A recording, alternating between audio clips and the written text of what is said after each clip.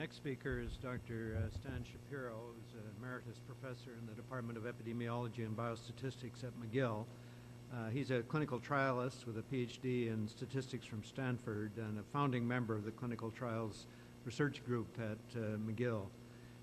He has participated in the design, conduct, analysis, and reporting of a wide variety of clinical trials, including studies of pharmaceutical agents, medical devices, and behavioral interventions. His clinical trial experiences includes oversight activities as a member of research ethics committees, scientific review and advisory committees, and data safety and monitoring committees. And he's co-editor of a volume on clinical trials entitled Clinical Trials Issues and Approaches. And Stan's topic this morning to us is the randomized trial. 65 is the new 40. Stan?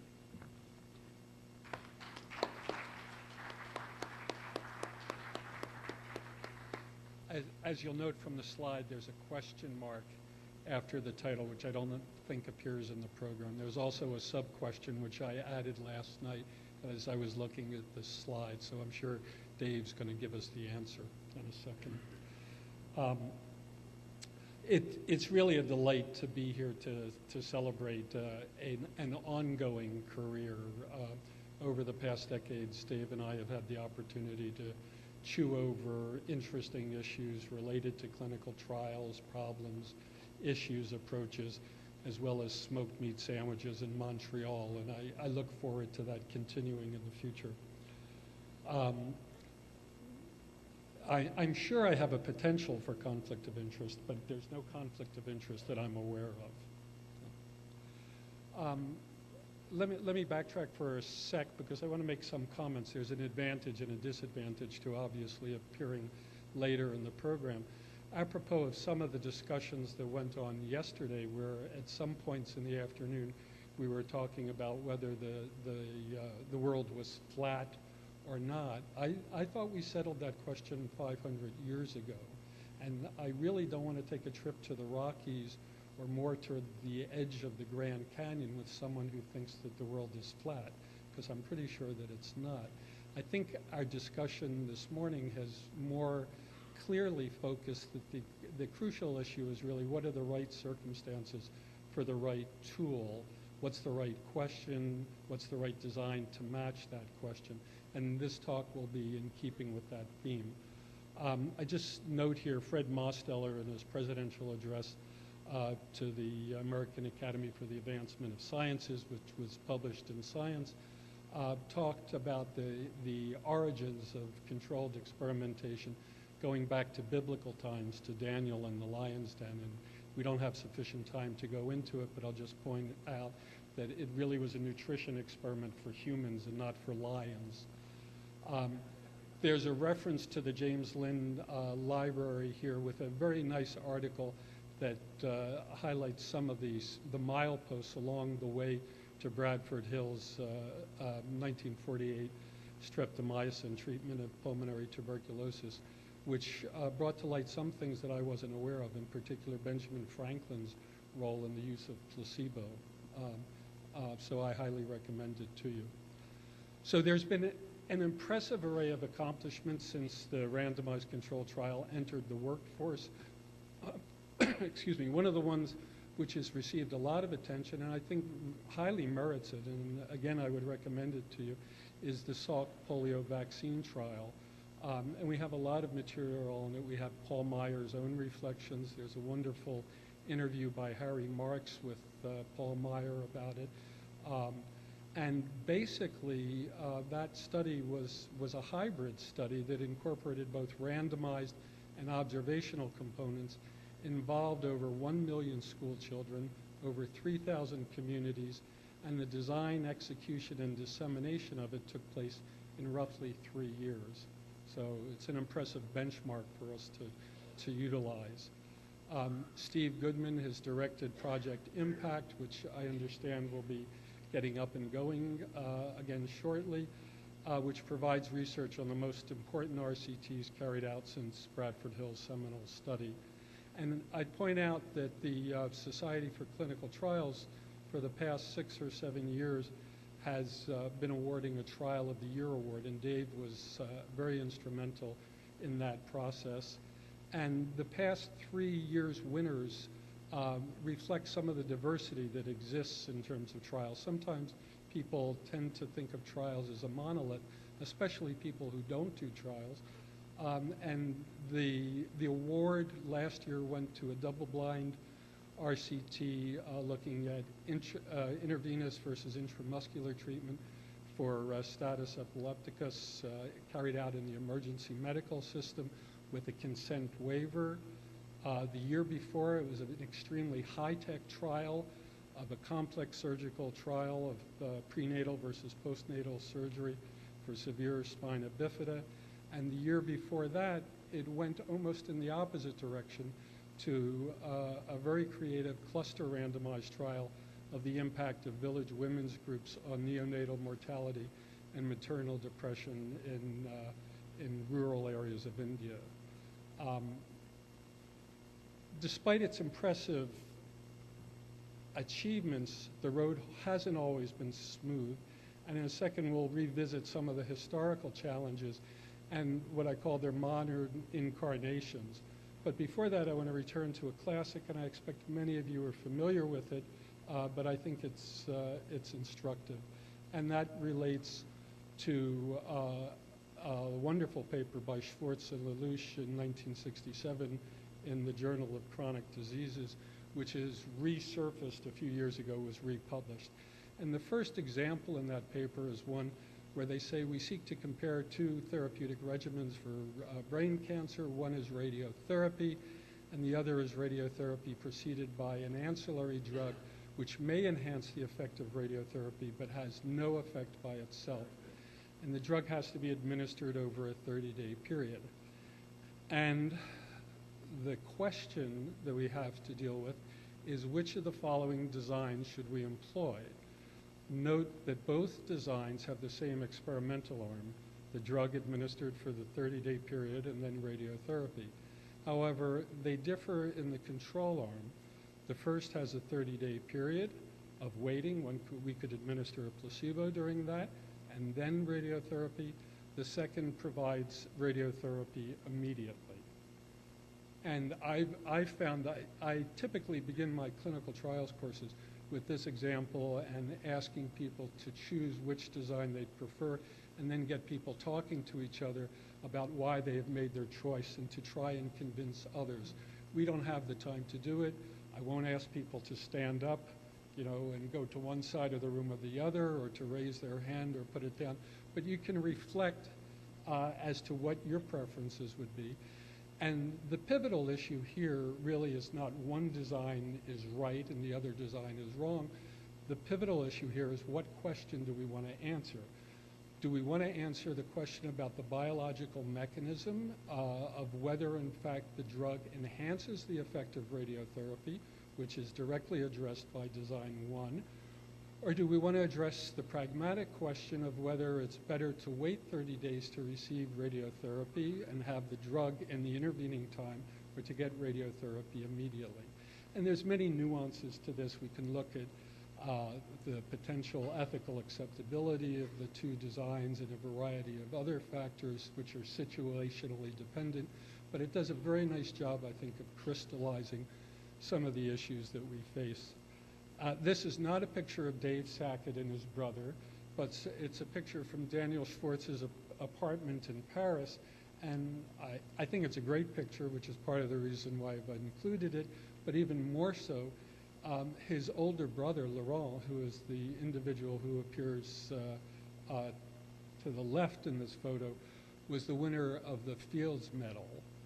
There is no Nobel Prize in mathematics. The Fields Medal is commonly regarded as the equivalent of the Nobel Prize. It may be awarded every 4 years, and Laurent was a winner of that prize, so clearly an impressive family. Let's move on from the 60s. This is a paper which Susan may have alluded to indirectly. Yesterday it appeared in the New England Journal by Ed Gahan and Emil Freireich, a quite accomplished biostatistician and eminent oncologist, in which they posed the question of whether it was inappropriate to be randomizing. They basically said, we wish to describe here other methods, the parentheses are mine, of entering patients, and shall discuss the techniques of selecting patients to achieve comparability.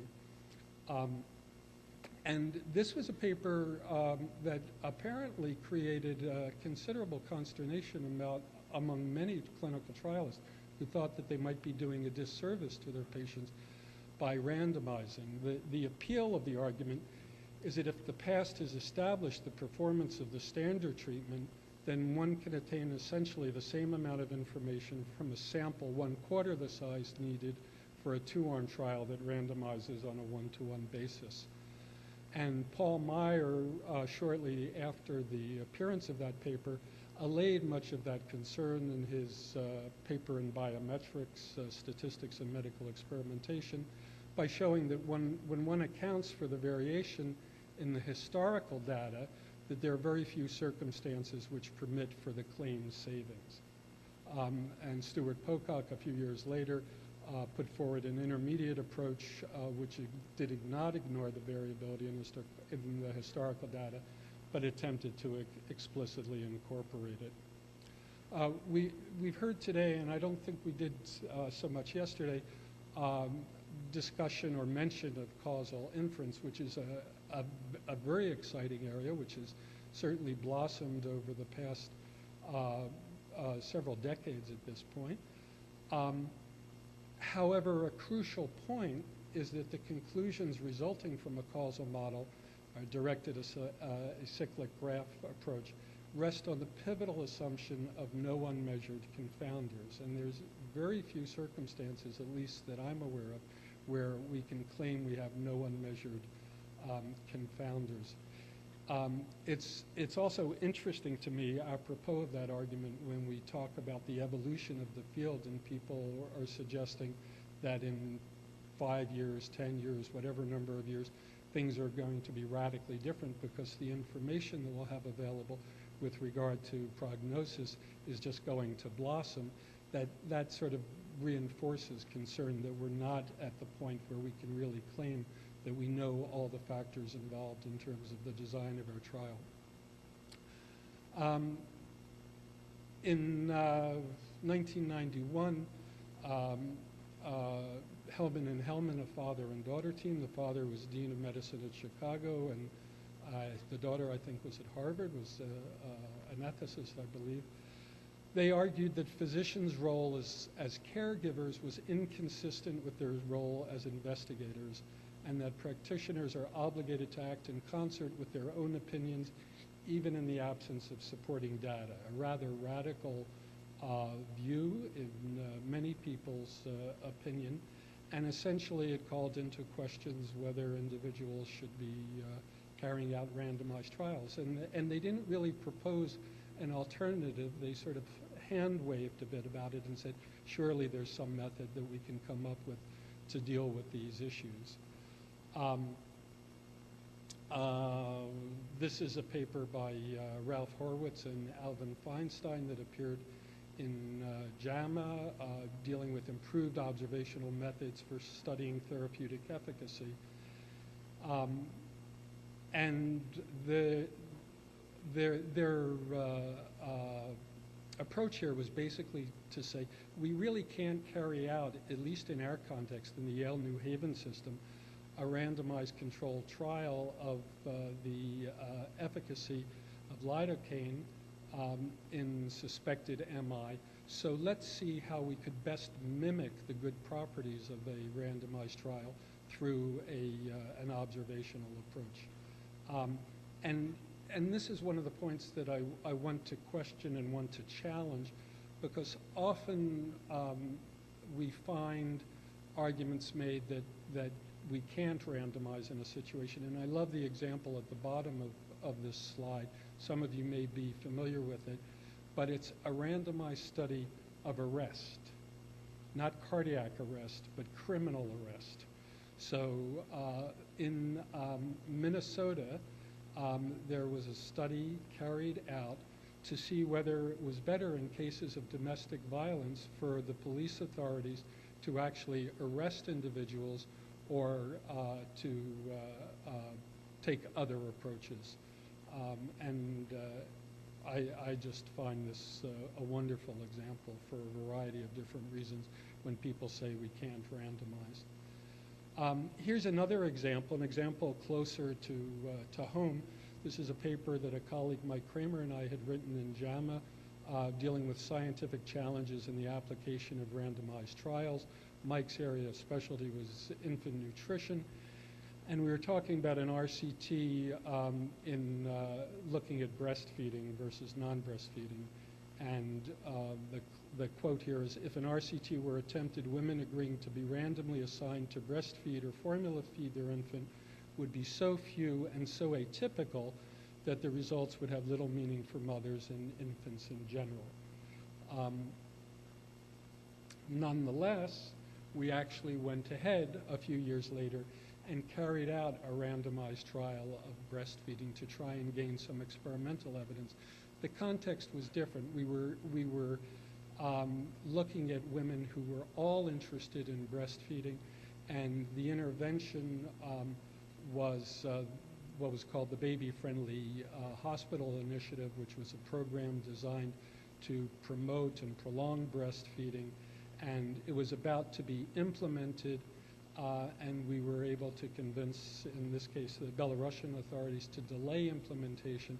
And we did this group randomized trial where we actually randomized 32 hospitals in the country to either the Baby Friendly Hospital Initiative or not. And it allowed us to address not only the issue of whether the program was effective, but it also produced a contrast in the rates of breastfeeding, which then allowed us to look at the issues that we really wanted to in terms of the relationship of breastfeeding and infant morbidity.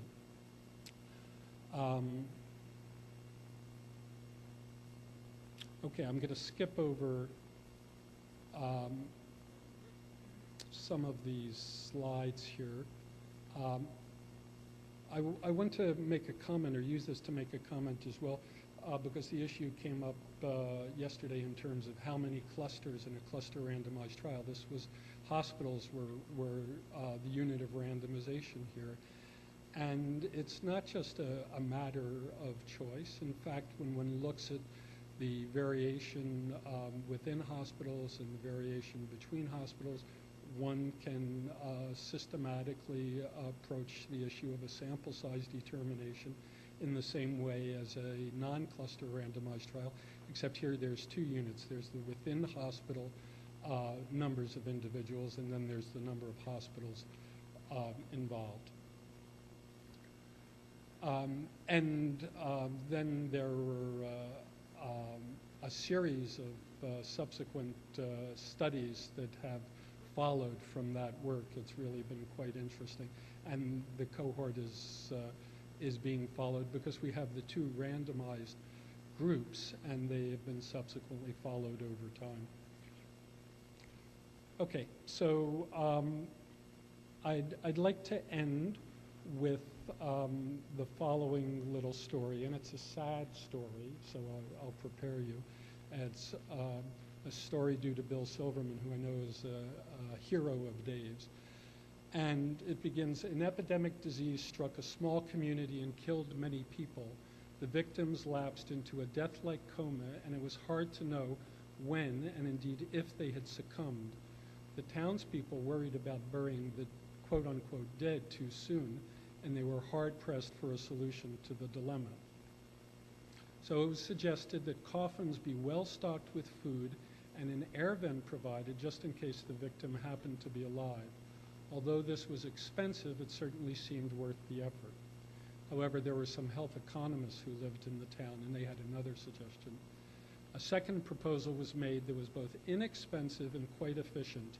A 12-inch stake was to be mounted on the inside of the coffin, and on the inside of the coffin lid exactly at the level of the heart. When the coffin was closed, all uncertainty would end. The story goes on. It is of interest that the two solutions were generated by two different questions. The first solution was an answer to the question, how can we make sure that we do not kill people who are alive? The second was a response to the question, how can we be sure that everyone we bury is dead? The point, I don't know whether the pun was intended or not, but the point is that the only answers we get are responses to questions. Although questions that refer to certain assumptions may not be evident, they design the form that our knowledge will take and thus determine the course of our actions. And this is by Bill Silverman in his book on human experimentation. And let me just close with the following. In case you can't see it, the one individual saying, okay, stranger, what's the circumference of the earth? Who wrote the Odyssey and the Iliad? What's the average rainfall of the Amazon basin? And his colleague on the other side is saying, Bart, you fool, you can't shoot first and ask questions later.